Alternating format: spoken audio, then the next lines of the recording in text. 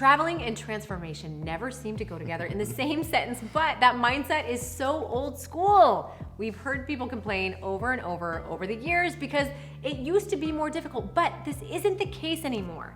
Yes, you will be separated from your daily grind and your rituals, but this does not mean that you have to abandon your journey, okay? In fact, traveling and transformation have never been easier, especially with new healthy snacks and conveniences that the travel industry is waking up to and providing in airports, train stations, and convenience stores. Guys, this keeps getting better and better.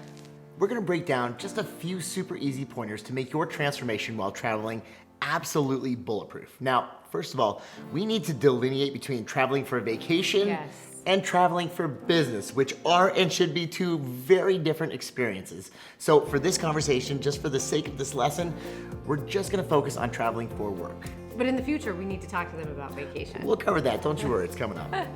If you're traveling for work, you have to get into the right mindset. It's likely that for years, from the moment you step into the car, train, or airplane, the diet goes out the window. I get it, I've been there. Heads up, years of these patterns are going to be difficult to break, and you're gonna feel the strong urges when you hit the airport, when you hit the triggers, actually. So you have to be prepared for them. Absolutely. For example, I always would get a bag of peanut M&Ms when I would hit the airport. Every time.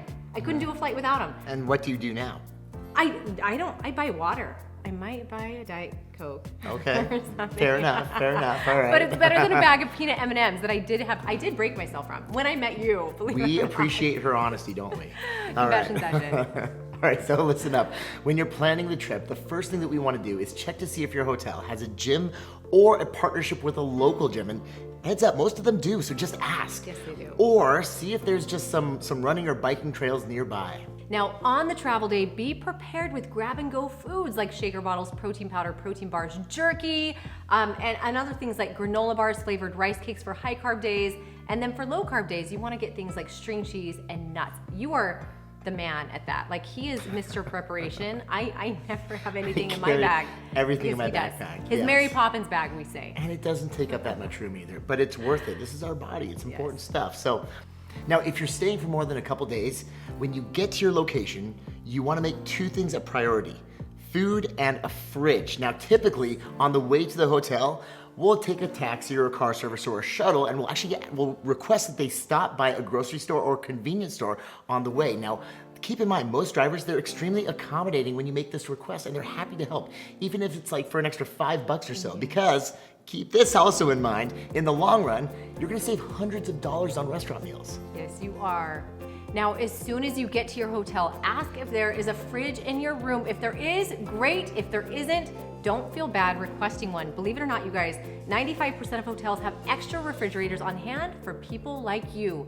Also for nursing mothers, people with food allergies, and medications that must be refrigerated. So even if it costs an extra $5 to $10 charge per night, it is worth it compared to what you are going to be saving. Think restaurant food, what that costs, and what you're gonna buy at the grocery store. And for those tricky hotel fridges with preloaded snacks and drinks that are on a weighing scale, be careful. Don't touch them. Don't touch them. They'll charge you. Call the front desk, have the front desk come up and remove the foods for you so you don't get charged, and then you can use the fridge for what you need.